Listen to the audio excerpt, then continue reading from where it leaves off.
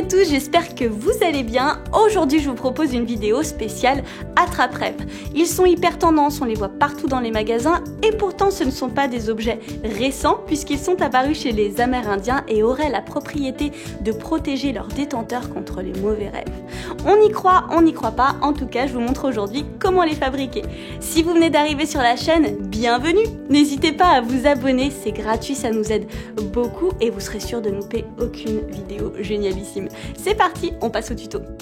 On va commencer avec les bases et vous allez voir c'est très facile. On a besoin d'un support, on peut utiliser des cercles comme cela ou on peut récupérer les anneaux en plastique sur des bouteilles. On va avoir besoin d'un pic à brochette et de laine, particulièrement du coton si on veut que ce soit lisse. On va découper notre brochette et on va enrouler tout autour le fil de manière à former comme une grosse bobine, ça va nous permettre de passer plus facilement le fil après.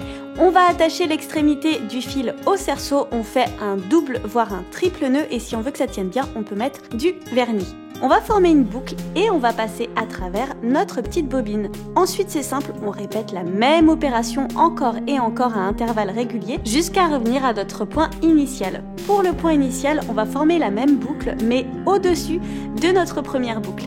Et ensuite on va répéter la même opération mais cette fois-ci on place notre fil au milieu des segments qu'on a déjà tissés. Voilà, c'est simple et il suffit de faire la même chose encore et encore et petit à petit on va voir se former une rosace tissée comme une toile d'araignée. C'est un peu la symbolique de base des attrape-rêves. J'avoue que j'aime pas trop les araignées mais là je trouve ça vraiment trop joli et faut avouer qu'elles font des super toiles.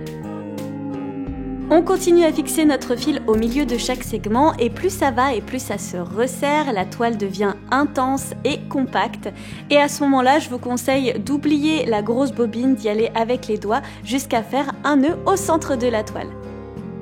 Ensuite, je plie en deux un fil, je fais un nœud à l'extrémité, je vais le passer autour du cerceau et je vais le passer dans sa propre boucle. Ça me crée mon attache hyper facilement, je découpe tout ce qui dépasse et ensuite je vais pouvoir m'amuser à décorer mon attrape-rêve. Ici, j'enroule autour du cerceau un petit fil de suédine pour apporter un côté encore plus naturel. J'utilise de la colle chaude, mais si on n'en a pas, on peut faire un nœud à même le cerceau. Je vais faire la même chose de l'autre côté. Je vais en profiter aussi pour suspendre au milieu une pierre. On reste dans le domaine de la nature, des minéraux, c'est une cornaline. J'aime bien le orange de cette pierre, je trouve que c'est trop joli avec le doré. J'utilise un petit fil de pêche, donc transparent pour la fixer et pareil, je fais un double voire un triple nœud. On peut ajouter si on le souhaite des perles à même l'attache, on peut mettre un petit bout de scotch pour faciliter l'insertion. C'est joli, on en met une ou deux, c'est au choix. On va aussi en profiter pour suspendre tout plein de petites ficelles, de rubans auxquels on va pouvoir ajouter des plumes ou encore plein d'autres décorations. Ici c'est hyper personnel, il faut expérimenter et prendre le temps de faire son propre objet. Pour revenir un petit peu sur la signification de l'attrape-rêve ou encore du capteur de rêve, il paraîtrait que les mauvais rêves resteraient emprisonnés, capturés à l'intérieur de la toile d'araignée et que les plumes situées juste en dessous permettraient de faire glisser les jolis rêves jusqu'à la personne endormie. Typiquement, on doit suspendre l'attrape-rêve à côté de son lit, mais aussi dans le sens du lever du soleil, de manière qu'au premier rayon, les mauvais rêves se fassent détruire. C'est très poétique et pour ce premier attrape-rêve, j'ai décidé de rester dans des tons très naturels. J'avais très envie aussi de vous proposer de faire des mini attrape-rêves animaux totems. Pour cela, j'utilise les capsules, les petits cerceaux en plastique qu'on trouve sur les bouteilles et je vais faire une mini pelote, mais cette fois-ci, je vais l'enrouler autour de mes doigts. Première étape, je vais me servir du fil pour l'enrouler tout autour et dissimuler l'anneau de plastique qui n'est pas toujours esthétique. Si on n'a pas de colle, on peut aussi faire des nœuds pour le fixer. Voilà ce que ça donne.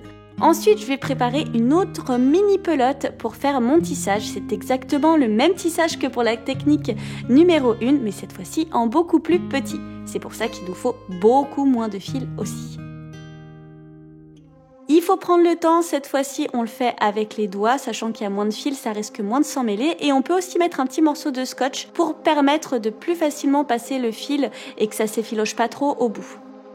Premier animal totem que j'ai décidé de faire, c'est une petite tortue. Je sais qu'il y a plus badass comme animal totem, mais j'avais vraiment envie de faire une tortue. Je ne sais pas pourquoi. J'ai décidé de la faire bleue pour la carapace. Je finis mon attrape-rêve, je fais un nœud pour que ça tienne bien. Surtout pour que ça tienne bien, on peut aussi mettre une petite pointe de vernis. On va pouvoir faire plein d'animaux. Donc ici, je vous ai dit que je commençais avec ma petite tortue. Je crée l'attache pour le porte-clés. Et ensuite, je vais ajouter plein de décorations. Le corps va être vert avec plein de paillettes pour encore plus de magie. Je rajoute des petites pattes, une petite tête et pourquoi pas aussi rendre la carapace un peu opaque avec un cercle de papier mousse et on peut aussi mettre un petit strass au milieu pour encore plus de magie. Ce que j'aime vraiment avec cette idée, c'est qu'on peut vraiment faire n'importe quel animal. Si c'est pour offrir, on peut choisir l'animal préféré de notre ami ou encore l'animal que nous inspire le plus cette personne. C'est un petit animal protecteur, un petit porte-bonheur, un petit gris-gris et une très jolie attention. Et vous alors, c'est quoi votre animal totem ? On continue avec un attrape-rêve lune. Cette fois-ci, on recommence avec un cerceau et un petit bout de baguette autour duquel on va enrouler notre fil. Je fais des petites marques au crayon pour savoir jusqu'où je vais enrouler mon fil pour recouvrir le cerceau. En effet, il ne faut pas recouvrir l'intégralité puisqu'il s'agit d'un croissant de lune. J'ai fini de recouvrir le cerceau, je vais faire un double ou un triple nœud comme d'habitude pour bien sécuriser le fil. Et ensuite, on va pouvoir commencer le tissage. Mon fil n'était plus assez long, alors j'ai décidé de le rallonger en faisant un double nœud simplement pour relier deux fils ensemble. J'enroule ma petite bobine et c'est parti. Je fixe le fil au niveau de l'une des extrémités de mon arc de cercle noir. Je fais un double nœud toujours pour que ça tienne bien et ensuite je passe mon fil comme un attrape-rêve traditionnel. Seule différence, on ne fait pas un cercle complet, on s'arrête à l'autre extrémité. On fait un double nœud et c'est reparti dans l'autre sens, au milieu de nos segments qu'on a tissés, comme un attrape-rêve traditionnel. Seulement, on fait un aller-retour entre un point A et un point B. On fait la même chose au moins 4-5 fois pour obtenir déjà la forme d'un croissant de lune. On revient à chaque fois jusqu'aux extrémités et on fait des nœuds pour bien tendre notre toile et l'arc de cercle. Au bout de 5 passages de cette façon, on va laisser de côté une des mailles, c'est-à-dire qu'on ne va pas jusqu'au bout. On en laisse une de côté, on fait le double nœud à la fin de la maille précédente et on repart de l'autre côté. On s'arrête de l'autre côté à la maille juste avant la dernière également. Ensuite, on repart dans l'autre sens et cette fois-ci, quand on arrive à l'autre extrémité, on s'arrêtera à l'avant-avant-dernière maille. On fait la même chose de l'autre côté en miroir et ainsi de suite. Et alors là, c'est au goût de chacun. C'est pas la peine d'arriver jusqu'au centre de la lune, ça nous ferait une lune beaucoup trop plate et qui manquerait d'arrondi. Donc moi, j'ai décidé de m'arrêter à un moment donné parce que je trouvais que c'était une forme assez satisfaisante pour un croissant de lune. Et ensuite, comme d'habitude, on peut créer l'attache pour l'attrape-rêve et suspendre plein de fils et de plumes. Au contraire du premier attrape-rêve qui était très solaire avec des couleurs orangées et dorées, ici j'ai décidé de faire un attrape-rêve noir. Ça tombe bien, il paraît que chez certaines tribus amérindiennes, le noir signifiait la joie. Je vais ajouter quand même des petites perles dorées pour que ça fasse pas trop gothique.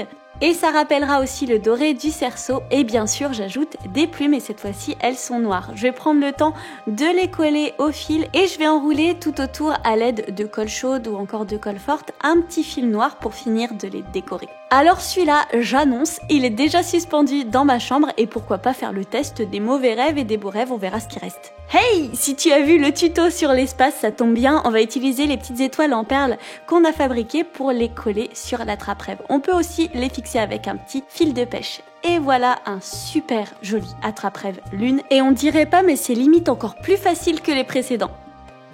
On peut aussi fabriquer un attrape-rêve avec une branche d'arbre. Si, promis. Celle-là, je l'ai trouvée juste en bas de chez moi. C'était parfait, sachant que j'habite dans un immeuble. On prend le temps de la découper et ensuite on forme ce qu'on veut. Ça peut être un triangle, un carré, un losange. Là, c'est au choix. Et on peut aussi prendre le temps de peindre les morceaux de bois. Je sais pas pourquoi, ici, je reste dans du doré. Je veux du doré partout. Je vais attendre que ça sèche et ensuite, je vais peindre l'autre extrémité. À l'aide d'un pinceau beaucoup plus petit, je vais venir former toutes sortes de motifs. Des petits traits, des petits points, des petites flèches ou des petits triangles. Là, c'est comme on veut, c'est hyper personnel. On va coller ensemble les morceaux de bois. Si on n'a pas de colle, on peut aussi utiliser de la ficelle pour les faire tenir ensemble. Et ensuite, c'est comme un attrape-rêve classique, on va venir former notre toile à l'intérieur. Il faut expérimenter selon la forme de l'attrape-rêve. Si elle est plus ou moins compliquée, eh bien on va avoir un motif plus ou moins déformé, mais c'est aussi le charme de l'option avec le bois pour un côté beaucoup plus naturel.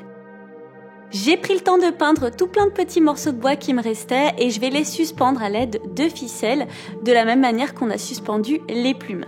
Comme j'ai pu le faire auparavant, je vais prendre le temps d'enrouler des petits morceaux de ficelle à l'extrémité vers le haut des petits morceaux de bois pour que ça fasse une jolie finition. Et une fois que j'ai suspendu tous mes petits morceaux de bois, je vais pouvoir ajouter quelques plumes pour respecter un petit peu la tradition. Et voilà encore une inspiration très naturelle pour un attrape-rêve qu'on peut même laisser dehors si on le souhaite. Je me suis dit que ce serait aussi hyper pratique si on pouvait choisir n'importe quelle forme pour un attrape-rêve. Eh bien c'est hyper facile, il suffit d'avoir du fil de fer, celui-là vient de chez Action, c'est vraiment pas cher. On va prendre des modèles et on va retracer tout simplement la forme par-dessus en tordant le fil de fer. Il suffit de mettre un petit peu de colle pour rejoindre les deux extrémités ensemble. Si on n'a pas de colle, on peut aussi le faire avec de la ficelle. Et ensuite, on va recouvrir de fils comme un attrape-rêve classique. Ici, j'utilise de la laine pour vous montrer que c'est aussi possible avec de la laine. Il y aura un petit côté un peu plus touffu, mais c'est très joli aussi. Et ensuite, comme d'habitude, on tisse à l'intérieur. On peut faire par exemple un attrape-rêve étoile ou encore une fleur si on le souhaite et on peut venir ajouter les uns dans les autres les attrape-rêves, ce qui peut être super joli. Plus on se rapproche du centre, plus ça peut être difficile, on peut sauter des mailles, c'est vraiment pas grave, mais on fait bien le double nœud pour que ça tienne bien à la fin. Voilà ce que ça donne, une version hyper girly de l'attrape-rêve, mais là vous faites comme vous voulez. Voilà, j'espère que ce voyage au cœur des traditions amérindiennes vous aura fait du bien. Si c'est le cas, n'hésitez pas à me dire en commentaire lequel est votre préféré et surtout, si vous recréez le vôtre, n'hésitez pas à m'envoyer des photos. Je vous fais des très gros bisous et je vous dis à très vite. Salut!